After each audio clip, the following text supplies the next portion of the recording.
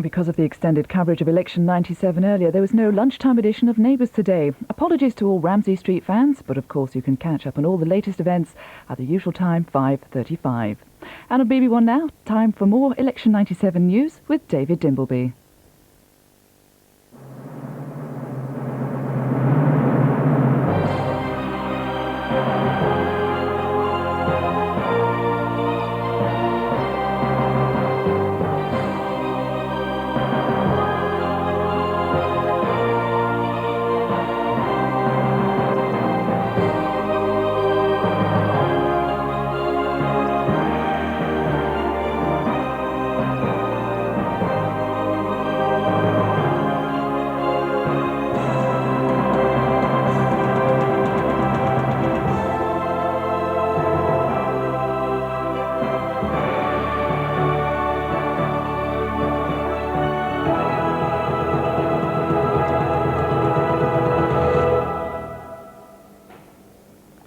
Good afternoon and welcome to this first afternoon of the first day of a new Labour government after 18 years in an extraordinarily dramatic series of events last night, turning round the Tory majority that's held right through the 80s and the early 90s to get a Labour majority of 179, a complete destruction and sweeping out of the Tory party, and Labour going in with 419 seats in the new House of Commons, and a completely new, different kind of Labour Party, which we may be able to talk about a bit this afternoon. Over 100 women in it and many younger people, and perhaps, they hope at any rate at this stage, perhaps with optimism, a new style of politics coming into the House of Commons as a result. Anyway, we'll be talking about that, and we'll be talking about the shape of the new cabinet. We'll get the results from Northern Ireland this afternoon, and we have straight away the declaration from Richmond in Yorkshire.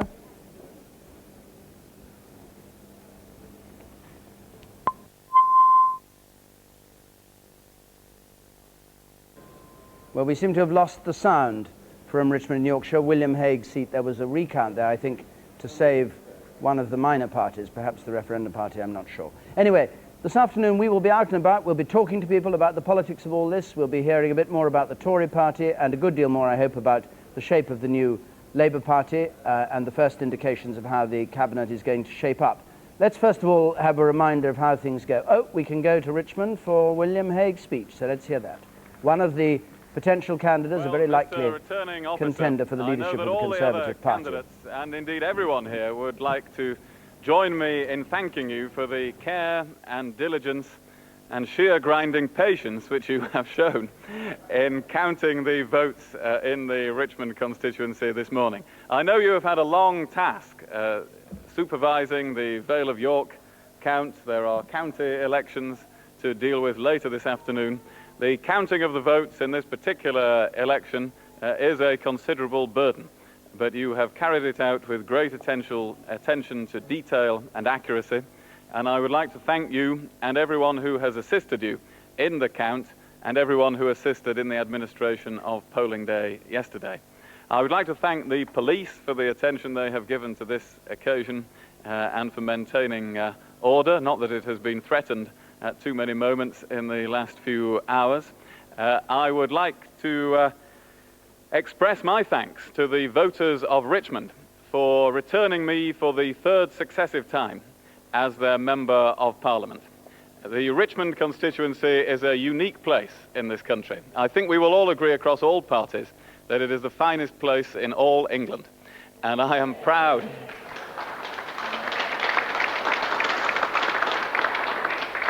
And I'm very proud to once again hold the title of Member of Parliament for Richmond. The Yorkshireman who's been Secretary of State for Wales, flattering his constituents. Apparently one of the reasons it took so long to get their result is they lost the ballot box, and anyway they did find it in the end. Now let's see the state of the parties as things stand. And we have only 18 more seats to come in, 641 declared. Labour on 419, up 146. The Conservatives on 162, down 177. The Liberal Democrats on 45. Good result for them, up 27. Nationalist parties on 10, up 3. Those gained by the Scottish National Party. Others up 1.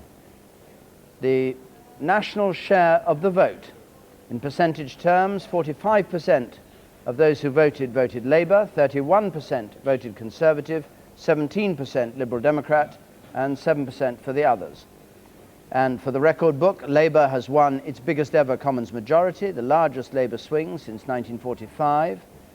The Conservatives, by contrast, have the lowest number of seats they've had since 1906, at the beginning of the century, so they end the century as they came in, and no Conservative MPs at all in Scotland and Wales. The Liberal Democrats take the highest number of seats for a third party since 1929, so many records are being broken. Tony Blair, for 18 long years my party's been in opposition. Today, enough of talking, it's time now to do. His final words before he turned into number 10 at 1:15 this afternoon. And John Major, before going to the palace, also number 10, when the curtain falls, it's time to get off the stage, and that's what I propose to do, which has already led one person to throw their hat into the ring, Kenneth Clarke, the former Chancellor. I certainly intend to be a candidate in the leadership election, he told Radio 4. I'm very sorry to hear that John has stepped down, so he's making no bones about the fact that he's going in. Now, we've had the result from Kettering, and it's the 7th cabinet minister from the Tory government to fall, in the shape of Roger Freeman, Chancellor of the Duchy of Lancaster. A tiny majority, 189, gives the seat to Philip Sawford, and the swing there, 11% in Kettering. So that's an all-time record for cabinet ministers defeated. Peter. Well, here's how the map of the country has been transformed from that Tory win that's kept us going for the last 5 years, all blue in the south and East Midlands there and East Anglia, but look what's happened now. There's Labour coming in with that big record number of MPs in the new House of Commons. Never has Labour been this high. There are all the gains splashing away. Of course, the Liberal Democrats, too, have done dramatically well, doubling the number of their seats in the House of Commons. Here's the share of the vote. As you mentioned, David, a record lead for Labour in any government it's run since the war. 31%, the lowest Conservative share of the vote since the Duke of Wellington back in 1832. 17% the Liberal Democrats and 7% the others. Lib Dems a bit down on where they were last time, but where they've scored, of course, is in terms of seats. And here's how the Labour Party scored even more than the average swing. These are the vulnerable blue Conservative seats here for any swing to Labour. Well, the swing to Labour was, on average, far more than the 4.5% Labour needed for an overall majority.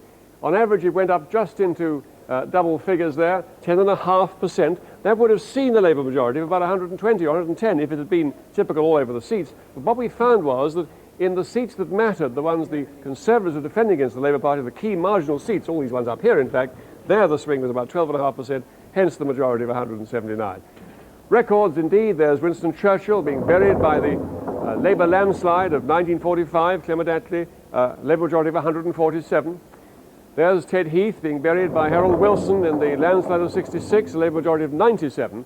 And now we have John Major in a record-breaking landslide for Labour, Labour majority of 179, which is the best we've seen from Labour ever.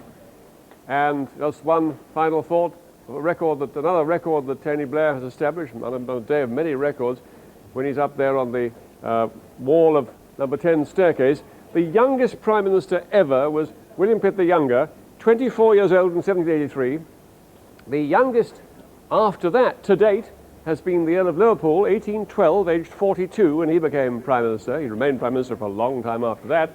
And Tony Blair, who may well remain Prime Minister for some time after this, at 43 in 1997, the youngest Prime Minister for 185 years, David. Peter, thanks very much. We have one result in from Northern Ireland, Robert McCartney in North Down. He wins that seat, which he took at a by-election on the death of James Kilfedder. He has a party of which he's the sole representative in the House of Commons, the United Kingdom Unionists, who want Northern Ireland totally integrated with Great Britain. And Robert McCartney has a majority of 1,500. It's down a bit from last time round. He's a distinguished lawyer and went somewhat late in the day into politics and sits a rather lonely figure on the benches in the House of Commons. Now we're joined by Denis Murray, who's in West Belfast. Now, Denis, is there any clue how things are going there in this battle between Sinn Féin and the SDLP? Yes, there is, and sorry about the finger in the ear, but it's very, very noisy here. There is no result in West Belfast yet, but Gerry Adams has just come out of the count centre. I think we might even be on the verge of a declaration here. And I think it's pretty clear that Gerry Adams has won the seat, taking it back from Joe Hendren of the SDLP, the main nationalist party. And some of the people in Sinn Féin are saying that the majority might be as much as 5,000 or 6,000 votes. What would you think the cause of that was, Denis? Well, there were some boundary changes, two fairly large estates that had been in a different constituency, but very much part of what we would, see as West Belfast came into the constituency. Also, one of the people from Sinn Féin was saying to me it scotches the argument, in their view, that the SDLP were making, that at the Forum election in Northern Ireland last year, the one that helped set up the multi-party talks, that SDLP voters lent their votes to Sinn Féin for that election. But clearly Sinn Féin are absolutely elated here. They've got their party president re-elected. They are confident to the seat of West Belfast. Is it rather gloomy news for the rest of the United Kingdom that he should have done so well at a time when the talks haven't been going along properly and when Britain has been subjected to constant IRA attempts to interrupt everyday life? Well, I'm not sure it's for me to judge that one. I would say, though, that a lot of commentators here have been saying that should Sinn Féin not get any seats at this election, then it would very much weaken the argument of those in the Republican movement who are saying that politics works, that if you like that twin-track strategy of theirs, the ballot box in one hand and the Armalite in the other, it would strengthen very much the argument of those who say the Armalite is the only thing the Brits understand, a phrase they often use. If Sinn Féin didn't perform well electorally, then the case of those who say that politics is the way forward would be very much weakened. Well, thank you very much, Denis. We'll go and get that result from West Belfast as soon as we can. We've had, let me just see, from Northern Ireland, 3 results so far in Ulster Unionists we've had so far, but we've got the declaration now from West Belfast. Total number of votes given for each candidate at the election Gerry Adams standing was behind as follows. there, behind the rostrum. Adams, Gerard, Sinn Féin, 25,662.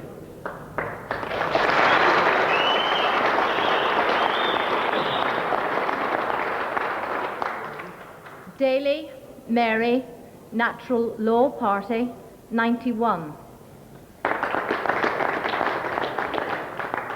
Hendren, Joseph Gerard, SDLP, 17,753.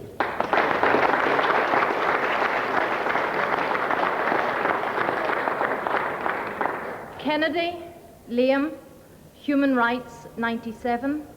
102. Lowry, John, the Workers' Party, 721. Parkinson, Frederick, Ulster Unionist Party Councillor, 1,556.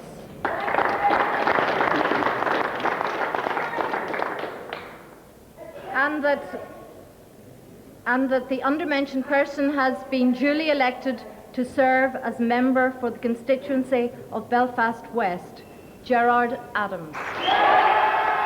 Gerry Adams, the president of Sinn Féin, takes the seat of Belfast West, which he held between 1983 and 1982, with a big majority, 8,000 majority from a 1,000 majority for Joe Hendren last time round for the SDLP.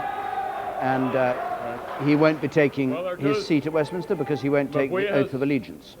Hague and Van, June Butler, August Nadini Ella, a will Ayano on Countall and Shaw.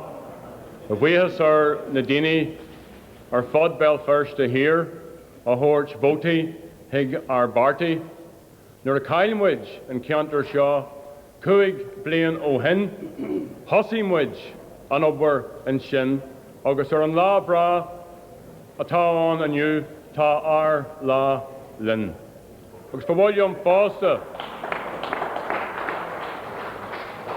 For William Foster, Matrua, a horch de Joe Hendren, na Ira Horiella, Joe Hendren, August Van Kelia, Sally, August a clan. I want to say, first of all, that winning an election, especially such a defining election as this, is a very humbling experience. I want to commend the Deputy Returning Officer, Ms Butler, and all of her staff. I want to commend all of the other candidates. I want to pay especially a tribute to Joe Hendren, to his wife Sally and to their family. We have stood here and we have lost in the past. And I want to pay a very, very special word of thanks to the people throughout West Belfast who voted for our party. I want to pay tribute to the Belfast Comhairle of Sinn Féin, to the West Belfast Comhairle Ceantar, to our directorate and to our 10 local directorates, and to the people who work in my own office. To the people of the Shankill and the other unionist sections of West Belfast, we extend a hand of peace and of friendship. And we will do our best. While we can't represent you politically, we will do our best to represent you on social and economic issues in an effort to save the Royal, the health services, education, and so on. But mostly, this election sends a very clear message to those in high places in London and in Dublin and everywhere else that the people of West Belfast have a right to be treated as equals, have a right to a future as equals, and this election and the outcome today makes it a compulsion for all of those in the establishment in London and Dublin to urgently restore a proper peace process on the basis of equality. Sinné, Goramila, Mayogov, Guliar. Adams elected with a majority of 8,000 for Belfast West. And now Joe Hendren, the defeated Ladies and MP gentlemen, my for first the pleasant duty SDLP. is to thank you, Madam Deputy Returning Officer, and your staff for the efficiency and dignity with which you conducted this count. I want to thank my wife Sally and my 4 children for all their hard work and endurance over this last while. I want to thank my election agent Jerry Cosgrove and my campaign manager Brendan Mulgrew and all the hundreds of people who helped me during this campaign. But most of all, I want to thank the many thousands of people right across West Belfast from both traditions who supported me in this election. And could I say this, that I have been very greatly honoured to have been Member of Parliament for the constituency of West Belfast for 5 years, to have served all of the people from both communities and on a daily basis for 5 years. Very greatly honoured at parliamentary level and at other levels over the last 22 years. I have already congratulated Gerry Adams, and I do so again. I do it with sincerity, I do it publicly, and I do wish him well. Could I just say this? The vote has been cast. Gerry Adams is the winner. I accept that a statement has been made. A statement has been made by the 25,000 people who voted for him and by the 17,000 people who voted for me. Although they're voting for different candidates, they are voting for peace. And I say this to Gerry, that I do hope that he is and can lead the people towards peace. I accept his sincerity in his attempts to do that. But what the people want, the Catholic people of the Falls Road, the nationalist people of the Falls Road, the unionist Protestant people of the Shankill Road, and remember West Belfast is a microcosm of the problems of Northern Ireland. What all of the people want is a genuine peace, not just a stop or a cessation of shooting and killing. It is to do also with smashing of young people's legs. It is to do with community control. I want to see all of the parties coming together in talks. And before I make my final point, could I say that within the constituency, and Gerry Adams did make reference to it, on the health matters of the Royal Victoria Hospital, and could I say that the Royal Maternity Hospital and the neonatal unit, there is no... Joe Hendren there speaking, defeated in West Belfast, and we have 3 other results from Northern Ireland. Let's have those. Strangford, John Taylor holds it for the Ulster Unionists. His majority 5,800, down 6,000 from last time. Iris Robinson for the Democratic Unionists, wife of Peter Robinson, the East Belfast MP, comes in second place, increasing their vote by 10 points to 30% at 12,579. The Alliance Party, the SDLP, down below that. Then Antrim South, Clifford Forsyth takes this seat with a majority down by 6,000 again at 16,600. The SDLP in second place, and APNI Alliance Party 4,000 and Sinn Féin on 2,000. And Lagan Valley, Geoffrey Donaldson, again an Ulster Unionist hold, official Unionist hold, 16,925 majority, down 8,500 from last time round. The Alliance Party comes in second place.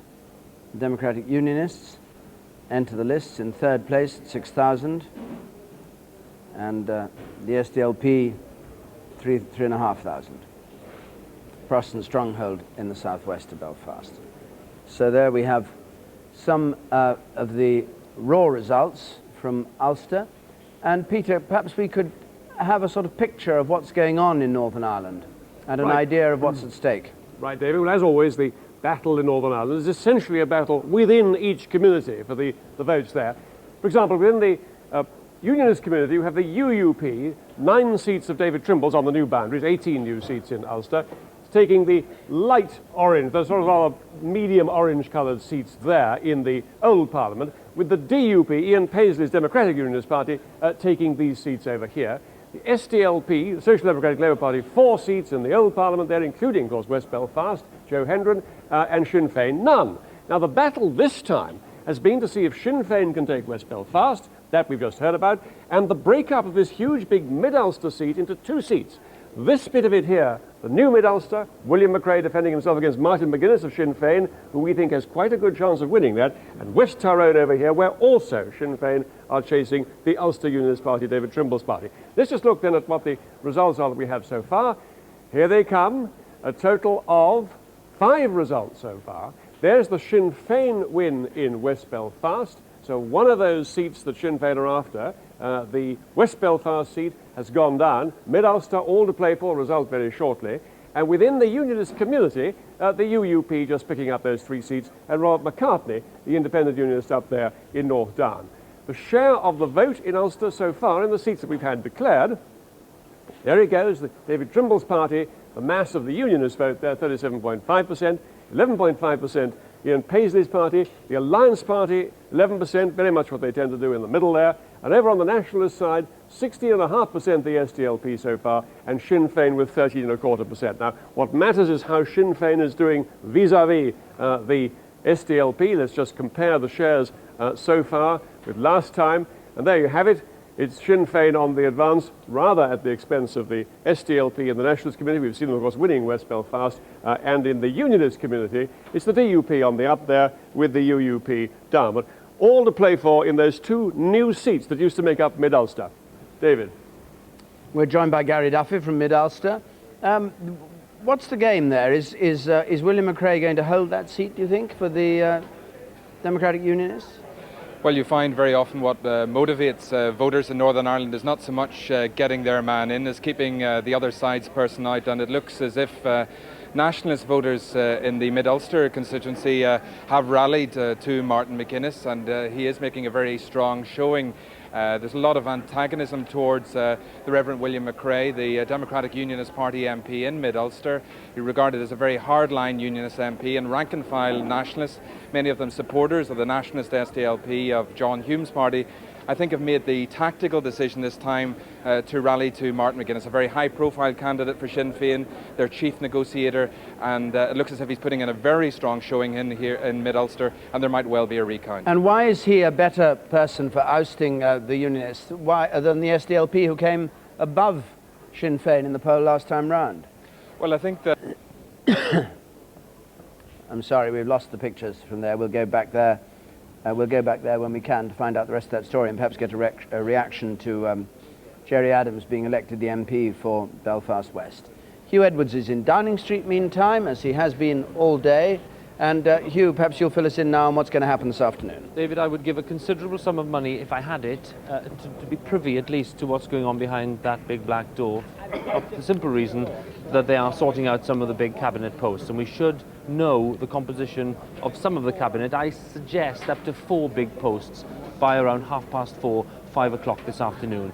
No surprises, I'm told, which must mean that Robin Cook will be Foreign Secretary, it must mean that Gordon Brown will be Chancellor, it must mean that David Blunkett will be Education Secretary, and it must mean that John Prescott will be Deputy Prime Minister with a big ministerial brief, possibly transport, edging over, overlapping into environmental protection. That's the kind of picture. Another little thing... That's very much the picture as we were told yesterday, wasn't it, when the prospect of victory was imminent? That's right, David, and at the moment, just sorting out things, having a look at the flat upstairs where they'll be living, the whole Blair family. I'm told, just by the way, that they won't be moving in as such just yet. There'll be a bit of a delay.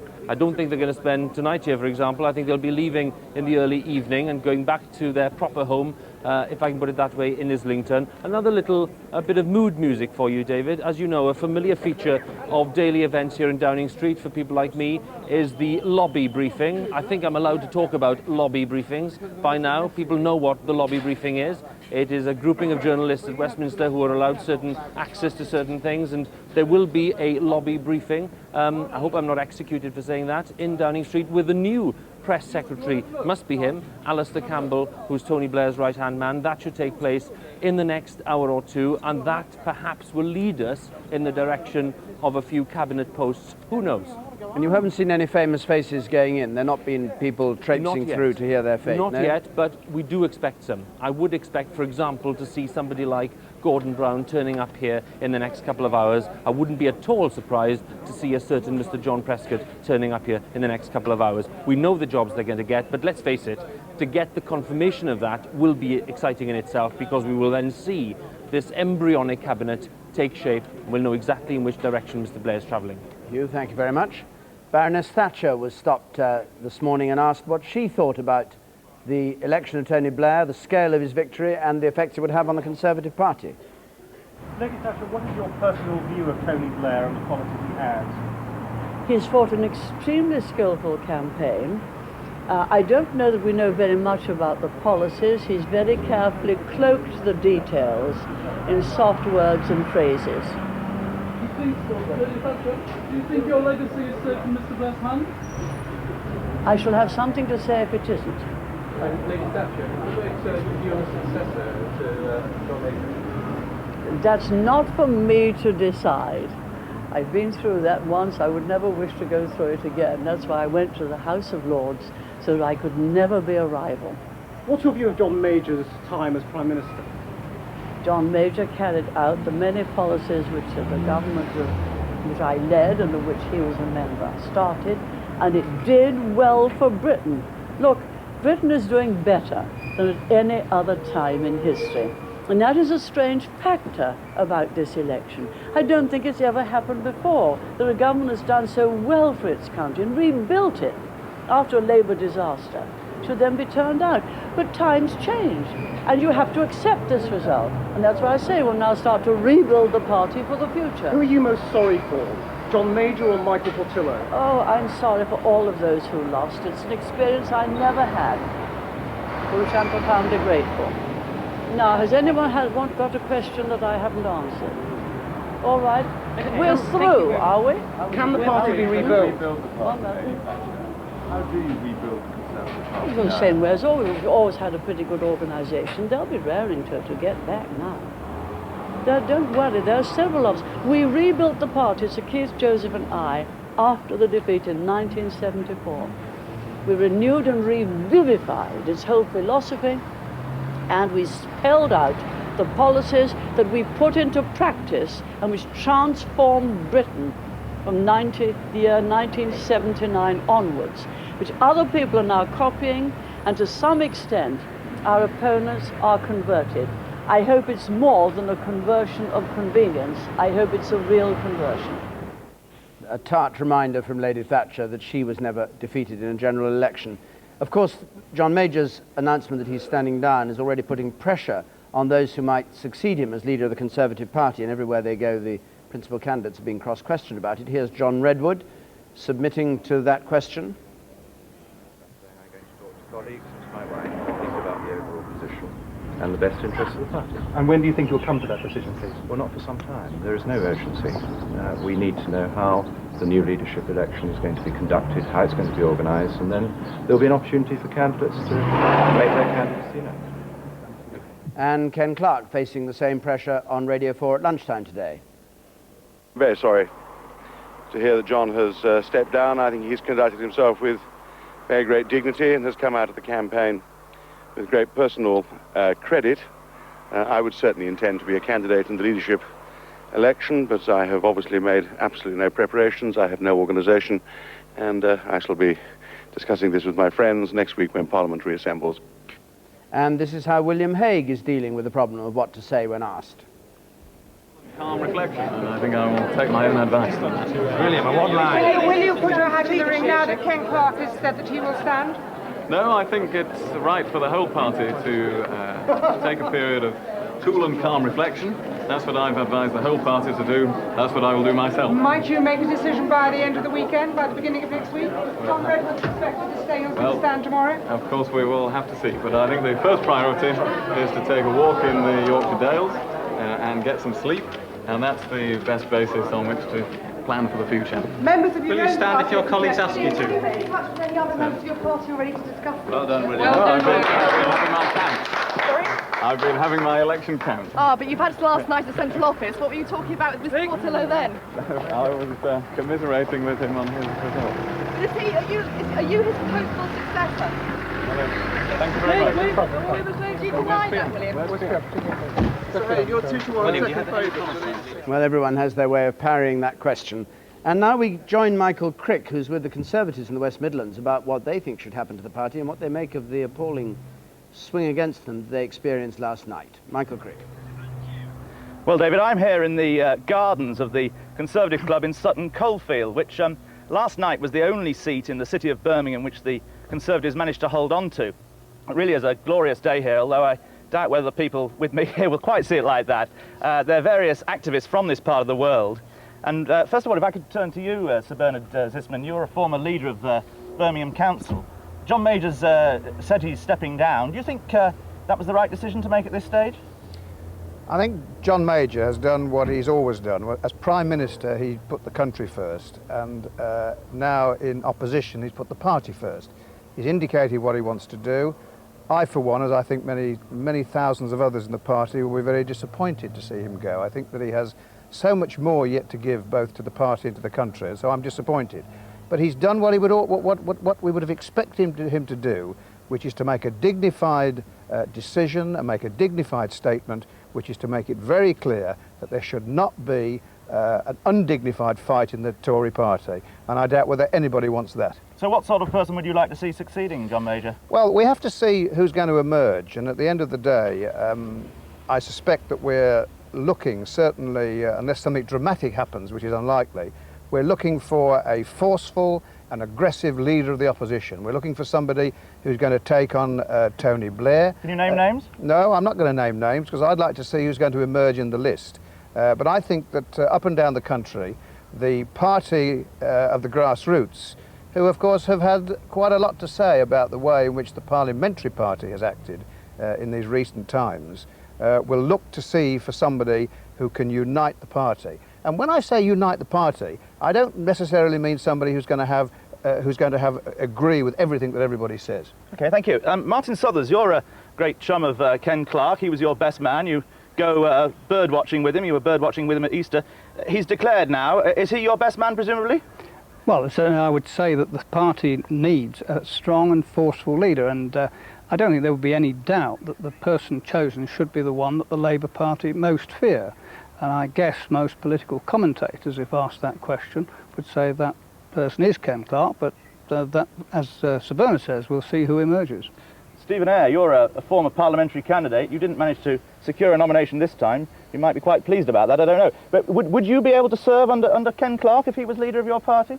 Oh, undoubtedly. I think, as the others have said, what we need is a forceful leader, able to unite the party. Of course, the key to uniting the party comes down to having the kind of policies around which the party can unite.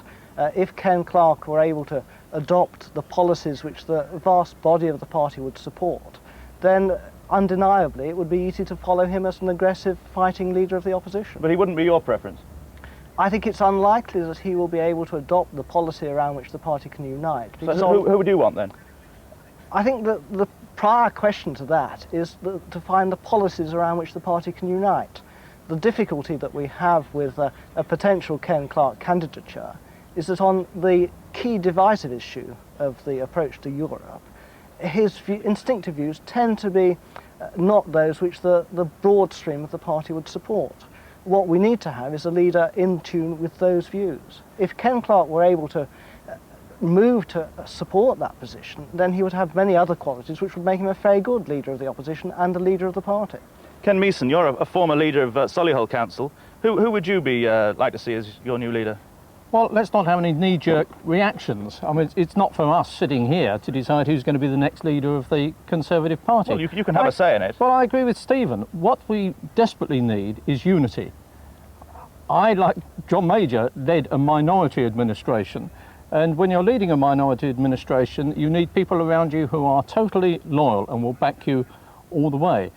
So I'm sad to see John going, because he's been a tremendous leader. And I don't think, the day after the election results, we should be leaping in there and saying, right, this is the chap that I want. I would like to see who emerges from the pack, but it has to be somebody who can unite the Eurosceptics and those who are in favour of closer ties with Europe. And that's going to be a very difficult job. Do you think perhaps Michael Heseltine could act in that role, or possibly as a caretaker for a few years? Well, certainly Michael Heseltine comes across as a statesman. He's a known voice. He's a known face. He certainly is a fighter. He's shown that in the House of Commons. He's shown his loyalty as well to the party over the years. When he was on the backbenches, he was still very loyal to the party. He didn't sit there bitching at all. But I think that we've got to look further than that. We've got to look well into the future to see who emerges, and that may not be somebody who's been on the front bench so far. OK, now can I turn to John Butcher, former industry minister? You stepped down at this election. Who would you like to see? Well, I think before the Conservative Party gets into all that, we should remember the forgotten people. In the midst of all this excitement, the people who have been forgotten are the Conservative Party activists, our associations, our councillors, who are feeling bruised, they're feeling bewildered, and they're feeling hurt. And I think every Conservative MP and every Conservative MP who has lost should first of all sit down with these people, talk to them privately, listen to them, and they should be part of this, seen as an act of penance, I think. I do not criticise John Major for what has happened. I think his party in Parliament have damaged the Conservatives more than our leader has. I hope he will stay there long enough for there to be a measured view taken as to who is best equipped to tackle the Labour Party. And there's going to be an awful lot of problems for them now that they've got so many MPs, because what we call Islingtonitis, the extremes of political correctness, may now start to rear their ugly heads on the floor of the House of Commons. And Tony Blair may live in Islington. Thus far he's resisted the pressures of Islington man and woman. But I do fear for the Islingtonisation of cities like Birmingham, and of some of our major local authorities. Mr. Butcher, thank you very much indeed. And back to you, David, in the studio. And we join Sue Cameron, who's in Richmond, Yorkshire. You can throw more light, I gather, on William Hague. Have you flushed him out in his leadership ambitions? Well, no, we certainly haven't had an announcement for him. He's gone off for the weekend, and he's going to talk to people. But there's growing expectation among Conservatives that he will throw his hat into the ring next week. One of his closest friends is Alan Duncan, strong Eurosceptic, probably be his campaign manager if he does decide to run. Some Conservatives feel that for a long and difficult period of opposition, they'd rather have somebody who was a bit more experienced, perhaps, and then William Hague could come along later when he is less tainted. But with the size of the Tory defeat, there are also, I think, a growing number of people who think that the Tories need to jump a generation to have somebody who's not tainted by any of the bickering that's gone on. And he does have credentials on both the right and the left of the party. His predecessor here was Sir Leon Britton, obviously now in Europe himself, who virtually gave him the seat. So so he could appeal to both sides, and it does look, even if he only puts himself in as a marker next week, that he will throw his hat into the ring. And was your getting that news anything to do with their hearing the announcement by Kenneth Clarke on the World at One that he would certainly be a candidate? Well, I think that's concentrated minds. As I say, I don't think William Hague is going to do anything until he's had time to A, have some sleep, and B, talk to those he's closest to. But I think that that might precipitate matters, undoubtedly. Thanks very much, Sue. In a moment we'll be talking to Nicholas Budgin, but just before we do, Peter, let's have a look at the number of Eurosceptics that are going to be in the new House of Commons, which Mr. Budgin will be interested to see. Right, well, we think it breaks down something like this, David.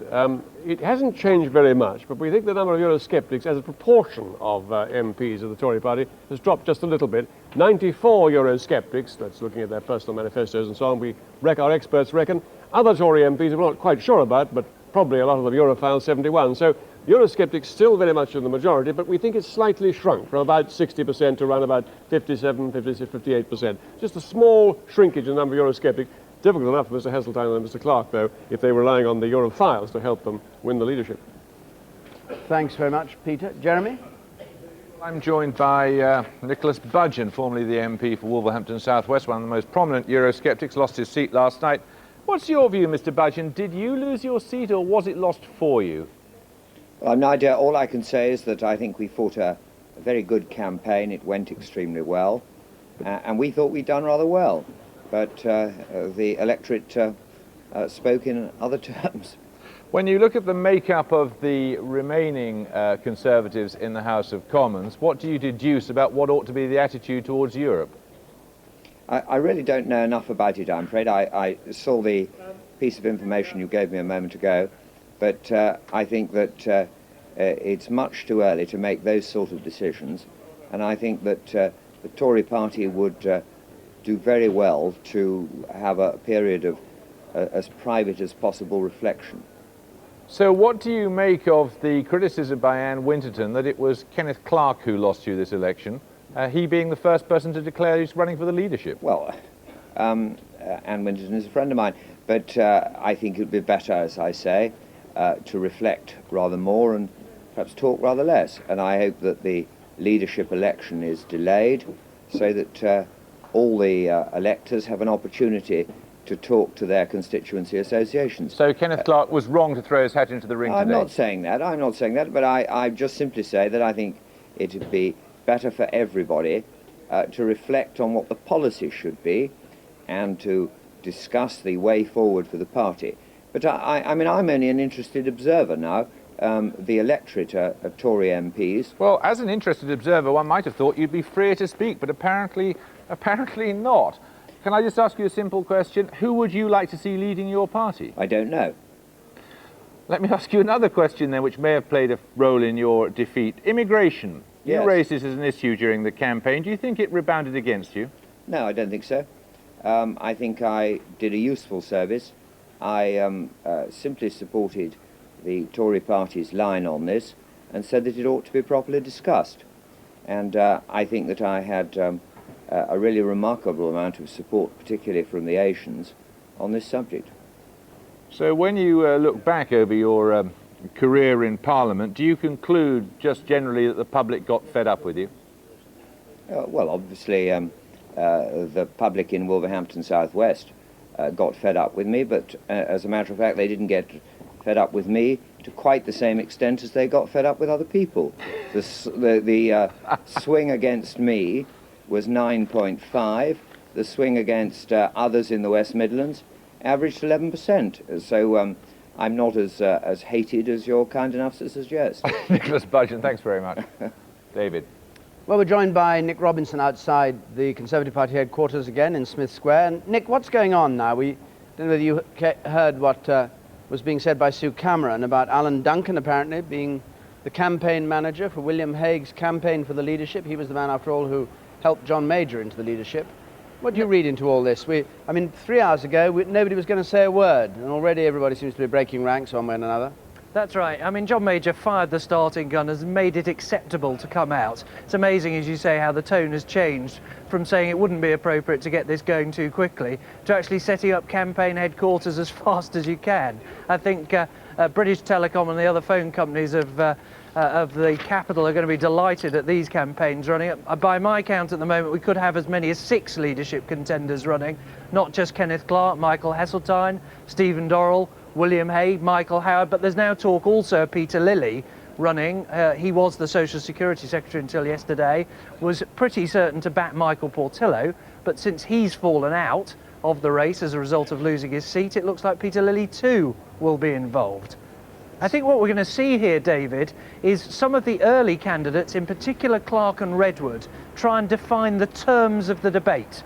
Kenneth Clarke will try and draw a line in the sand, as he's done so many times in the past 2 years, on Europe, and say, this is a line the Conservative Party must not cross if it is to stay an electable party. And he will claim in aid not only a number of backbench supporters, he'll also claim the history of the party, people like Ted Heath, Geoffrey Howe, Lord Carrington and others, who will come out and say this party, the Tory party, must not be anti-European, and he'll claim big business support too on his side. Now, on the other hand, John Redwood will say that the opposite is true, that the candidates have come out against Europe. It's clear that there's a consensus in the party against the single currency and that they should do it. So the early battle will be for the parameters of the debate rather than between individual candidates. And when those parameters are established, however soon it is, I mean, even if it's in July, the individual party members will be expected to make up their minds on these issues that affect them over the next 5 years and at the next election. Very quickly, really. They will be expected very quickly. And remember, sometimes we talk about these leadership things as though they really are determined on policies or on issues. In truth, something much more important happens, which is personalities. And these MPs think, is this someone who will help me retain my seat and help colleagues gain seats in the future, or is he someone who's unattractive? And so you saw in the 1990 leadership contest, John Major, who really was nowhere in the contest at all some weeks before it, suddenly been seen as someone who would be attractive to middle-of-the-road voters. People said he was an ordinary guy, he'd appeal to the sort of people that Margaret Thatcher had won over in Essex. So don't forget in this campaign the personalities, who will actually be effective with voters. Yeah, but why are we no longer talking about splits in the party? I mean, before this election, during the campaign, it was obvious the party was deeply split. People were saying after it, if they're defeated, there's going to be a most terrible battle between left and right, and it could separate. Well, one of the reasons for that, of course, is they're not in government, so they don't actually have to do anything. I mean, the reason there was going to be a great war on the single currency, and there may still be one, of course, but the real reason was here was a government who might have to take the decision whether to go in or to stay out. Now, one thing we know from today is there is no way whichever of these candidates is elected leader of the Tory party will take that decision. That decision's for Tony Blair, and therefore it's over in those terms. The row may be about whether they have one faction votes with the Labour Party, say, to go into a single currency, as happened with Harold Wilson's time when there was a split in the Labour Party then. There may be that sort of a split, but everybody is backing the idea of a free vote on the single currency and hoping against hope that the problem goes away. Thank you very much, Nick. We have results in from Northern Ireland. Let's just see those. Antrim North. Ian Paisley, the Reverend Ian Paisley, leader of the Democratic Unionist Party. Very safe seat for him, though his vote drops by 4,000. The Ulster Unionists on 10,921 to his 20,495. The SDLP on 7,333. And Sinn Féin on 2,896. Foyle, John Hume, the leader of the SDLP, who's been the MP here since 1983, who's been deeply involved in the talks with the British government, acting as a kind of go-between between Sinn Féin and the British government, and a very small fall in his vote. His majority, actually, the share of his vote, his majority goes up by 1,000 to 13,600, and he easily sees off the Sinn Féin challenge. 11,000, they're up 6 points. They're the only party, Sinn Féin, in second place, to gain votes in Foyle, but John Hume safely back. For Manor and South Tyrone, Ken McGuinness of the Ulster Unionists, and his majority is down a wee bit, but not very serious. at 13,688. We've got 24,862. Sinn Féin in second place, and again their vote went up a bit, and the other parties remained pretty much the same. And Belfast North, Cecil Walker takes the seat, and the majority is 13,000, down from 14,000 last time round. The Sinn Féin candidate here on 8,300 was released from jail in 1989. He was involved in the Old Bailey and the Scotland Yard bombings, and he led the 1983 Mays prison breakout. He gets 8,375 votes in Belfast North. Now let's hear John Hume's reaction to the results, his own result and the others that have come in, and to Joe Hendren's defeat at the hands of Sinn Féin. I'm particularly delighted that Tony Blair is now the Prime Minister and the leader of the Labour Party, our sister party, and we look forward to working very closely with him to develop the talks process and the peace process. And my clear hope is, of course, that on June the 3rd, all parties will be at that table in a totally peaceful atmosphere as we get down to the task of lasting peace and lasting stability. And now we hear from Mitchell McLaughlin for Sinn Féin, who came in second place behind John Hume. Process. I think this election already shows evidence that those who are positive about peace and working for peace and doing it in an inclusive fashion are recognised and appreciated by the electorate, and I think that that is the message that I would hope will go to both the Irish government and the incoming British government. I think the result in London justifies the hope, the optimism that we are now facing into a new opportunity for peace. I want to thank all. Good. Well, we're joined by Kevin McGee from Mid-Ulster. What's actually happened in Mid-Ulster, in your view? Do you know now? Well, we don't have an official announcement as yet, but for the first time today, Sinn Féin are openly saying that they believe that they have taken the constituency. This will be one of the biggest major upsets in the election in Northern Ireland to date. And Sinn Féin, I've just spoken to Martin McGuinness. He's confident he has taken the seat. I've asked the DUP candidate, the Reverend William McRae, if he'd be looking for a recount, and he has responded that, quote, "I'm not into gimmicks." So at this stage, it looks like a major swing from the SDLP to Sinn Féin, and that's the latest in Mid-Ulster. And if they got that, that would give them two parliamentary seats, which are the first they've had for a long time. That's right, and importantly, it's Martin McGuinness, the candidate here. He's Sinn Féin's chief negotiator in the talks. He's an Ard Comhairle member, a very high-profile candidate who was brought into this constituency, and as I say, there's nothing official as yet, but certainly that's how it looks on the ground. And the argument presumably will be that Sinn Féin has popular legitimacy in these two constituencies where they've defeated other candidates, and therefore should be listened to more carefully and invited into the talks on their own terms, is what they'll say, isn't it? Well, I'm sorry, I didn't quite hear the question, but it would certainly appear at this stage that there has been a major swing from the SDLP to Sinn Féin. Now, it could be somewhere in the region of 9,000 votes, which is larger than anybody had expected. But in many elections in Northern Ireland, it's sometimes the candidate who people don't want elected is just as important as who may be their first preference. Okay, thank you very much indeed. Voting, and thank you. Thanks very much. And there at the Oval is John Major and Norma Major. You raving mad. This is a cricket match. Apparently, just imagine it's the mafia come to collect the rent. Apparently just enjoying himself at a lunch at the cricket match. His son James there beside him. And we were assured by Roy Hattersley earlier on a fairly minor match for Surrey, who he's supporting. So can we have some peace? there's the Prime Minister relaxing, girls, but still doing his photo opportunity for the press, having said that he's standing down as leader of the party, and thus inviting all the candidates to throw their hats into the ring, as indeed they have done during this very programme. We've seen 3 candidates already saying that they are candidates, having this morning been completely mum. Kenneth Clarke being the first. Once he'd heard that John Major had said he was going to leave the stage, though at a later date. He didn't wait for the later date. He just said that I'm very sorry to hear that John has stepped down, took it as an immediate event, and therefore declared his candidature. Jeremy.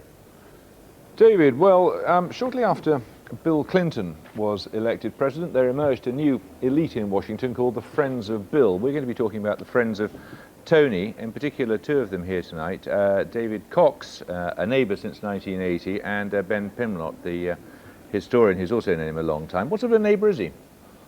Very good, civilised. Not a noisy neighbour. Keeps his kids in order. Yeah, very good. What would you say was his greatest strength?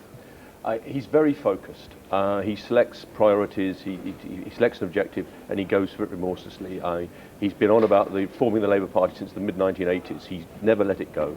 The other, I think he's very intellectually honest. He's very realistic about people and situations. He doesn't kid himself, and he's very scathing about the way that, certainly in the 80s and early 90s, a lot of Labour people thought they could win when it was quite obvious that the people didn't want to vote for them. And he was...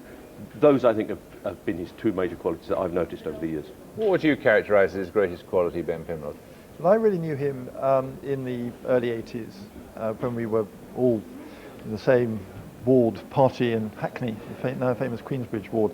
I remember thinking then that he was very knowledgeable, he was very bright, he was very policy orientated. Labour parties in those days had a habit of talking about last month's jumble sale. Rather than about major issues of state, contrary to the view that they're all full of Trotskyists, they were actually tended to be very mundane.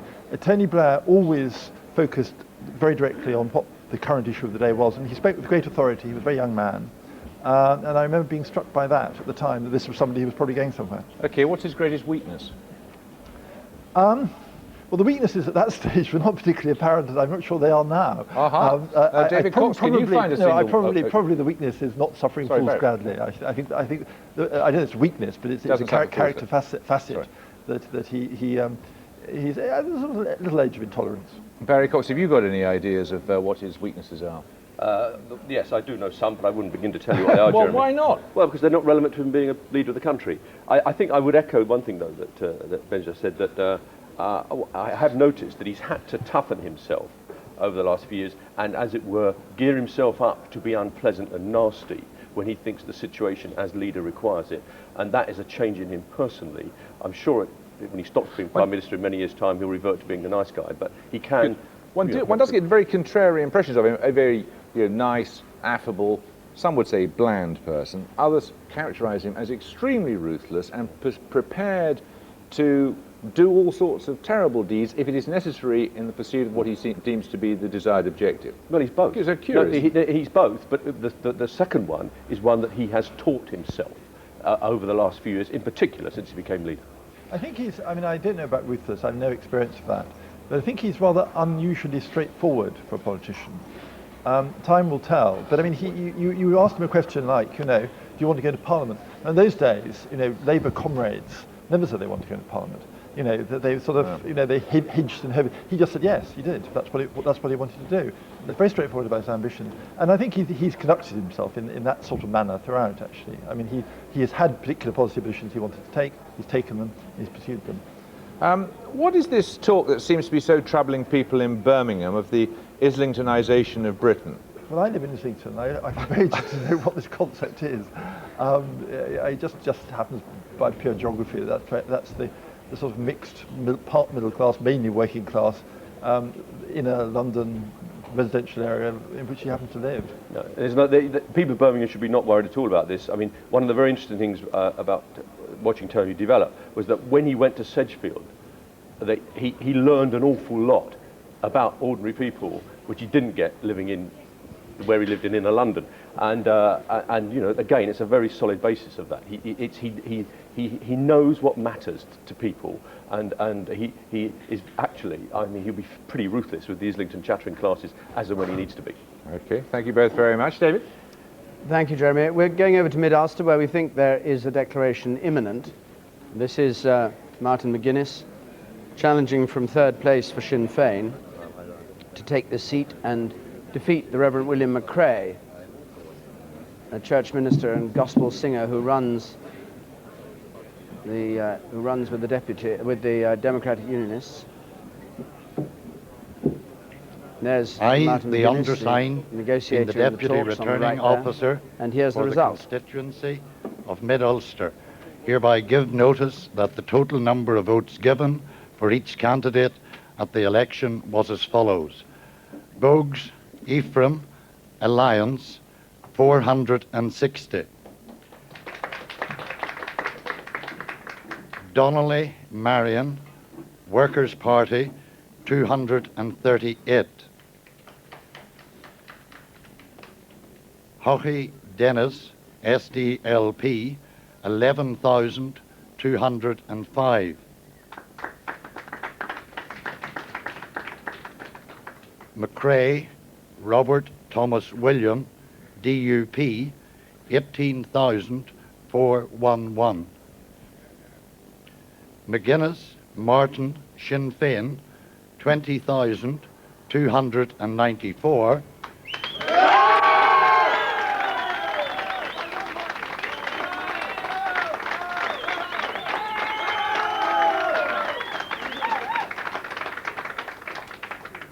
Murray, Maureen, Natural Law, 61. I declare that Mr. Martin McGuinness has been duly elected to serve as a member for the constituency of Mid-Ulster. And barely a flicker of a smile on Martin McGuinness's face as he takes that seat from third place moving to first, defeating the Democratic Unionists and the SDLP. And the second Sinn Féiner to carry a seat. They won't go to Westminster, but he and Jerry Hume both been elected, Jerry Adams rather, both been elected and gaining seats in these elections. We'll hear from Martin McGuinness in his speech in a moment. 52. Total spoiled vote after the final details are given. The total votes polled 50,823. That represents a percentage poll of 86.02. Thank you, ladies and gentlemen. Mr. McGuinness.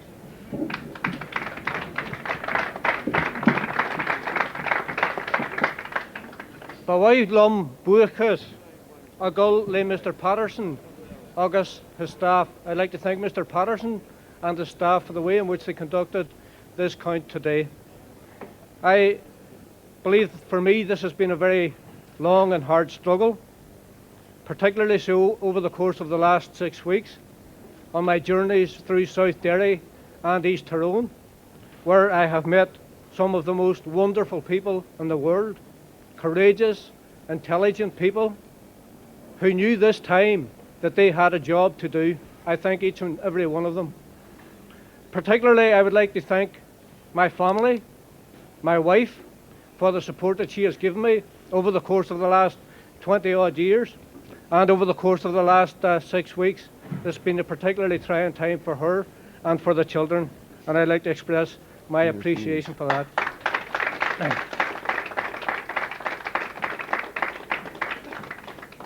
I would also like to thank my Director of Elections, James Glass, and the entire election directorate of Mid-Ulster, all the workers. So Martin McGuinness there at his gain in Mid-Ulster for Sinn Féin, and we will be back after the news in 5 minutes' time with more results and from Northern Ireland and more discussion and comment on the way that this dramatic day is working out. So join us again in 5 minutes' time. In the meantime, over to the newsroom.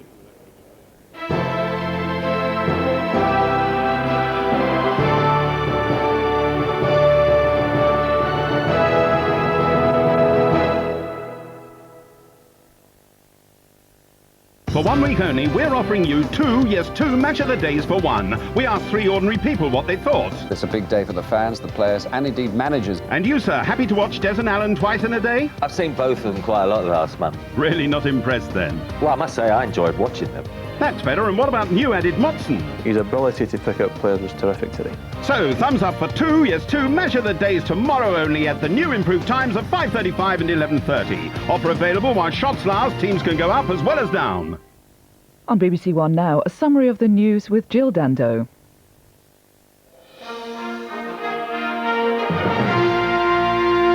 Good afternoon.